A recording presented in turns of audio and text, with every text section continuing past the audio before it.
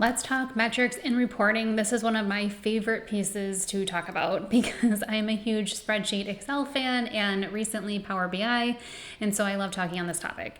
So one of the most crucial elements for success is in any business is measuring and understanding the right metrics. So let's break down why regular, insightful metrics need to be part of the strategy.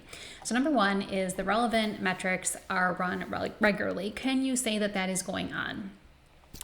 It is essential to run relevant metrics regularly. So if you don't have consistent data collection, it is impossible to gauge performance and make the informed decisions that you need to be making. So if you're running the right metrics consistently, it's going to allow you to track progress, identify trends, and then stay on top of business performance.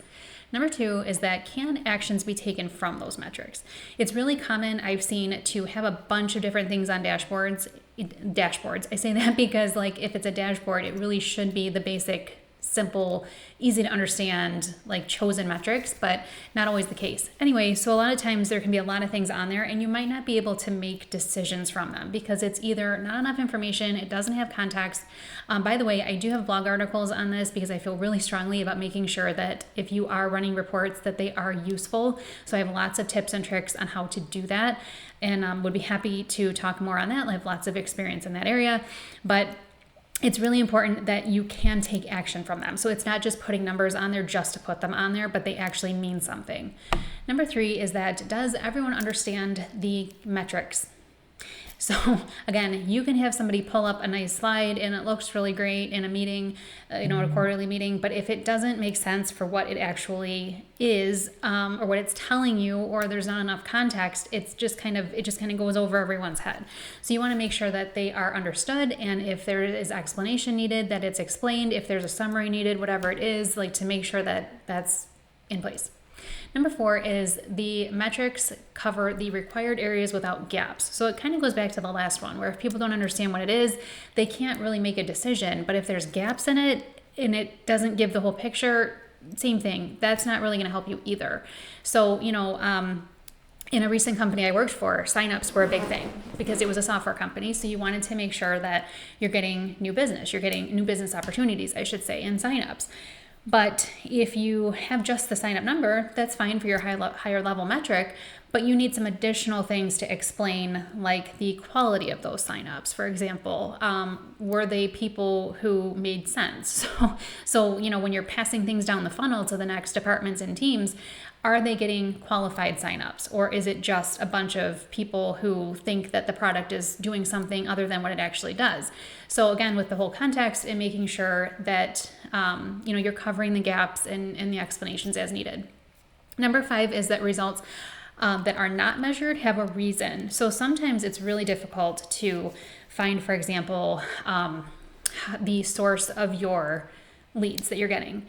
That's one of the bigger challenges I've had over the years. And so if that's a challenge, it's okay, maybe there's an alternative way to do it. Maybe you're choosing not to do it right now, but at least you're choosing to do it and it's not because it was forgotten. So you want to make sure that you do go through those processes to make sure that you are measuring the things you need to. And if you're not, it's at least addressed and there's a reason for it. And then you can choose to not if you don't find it to be as important, or you can choose to, put someone on it and make sure that they're in process of figuring it out through various new tools. Number six, I should say, is data analytics tools are in place from spreadsheets, Power BI, Tableau, something like that. So to manage and analyze data efficiently, you really need to have the right tools in place. So it could be basic spreadsheets to advanced things like Power BI, Tableau, something like that. But you really need to figure out how you're going to do it and make sure that it's digestible for everyone in the organization. I have gone through the implementation of Power BI, and it's not as easy as it seems. But because there's a lot of data integrity things, there's data nuances, things like that. But at the end of the day, it is really nice to be able to use tools like that. And necessary, I should say.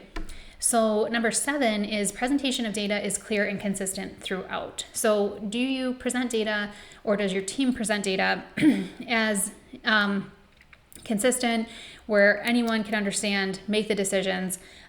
Maybe you have a template that you want to use, something like that. That always works really well. But again, it's really making sure that whatever is being put together is really clear and easy to understand. Point number 8 is time is set aside every weekly or in a weekly meeting, monthly, quarterly, whatever it might be, to actually review the numbers.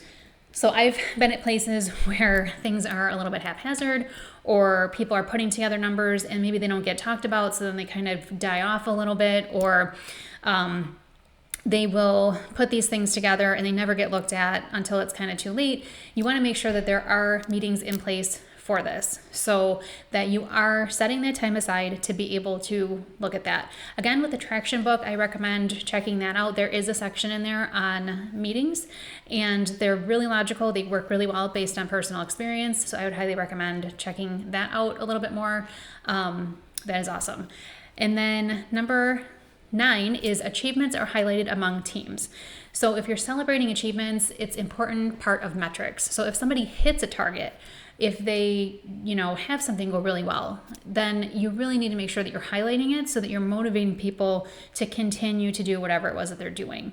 So it's not even just an issue of, with metrics, taking action, but it might even be like celebrating something. And on the flip side, if it's not going well, making sure it's being addressed to do something about it to turn it around. And then point number 10 is areas of improvement get prioritized and action is taken. So similar to the celebration, if it is the opposite, you want to make sure that if something is underperforming, there is an action taken to figure it out. So if you're finding at the higher level metrics that something seems off, you want to make sure you've got those things in place with the departments to be able to look into those lower levels to be able to check it out.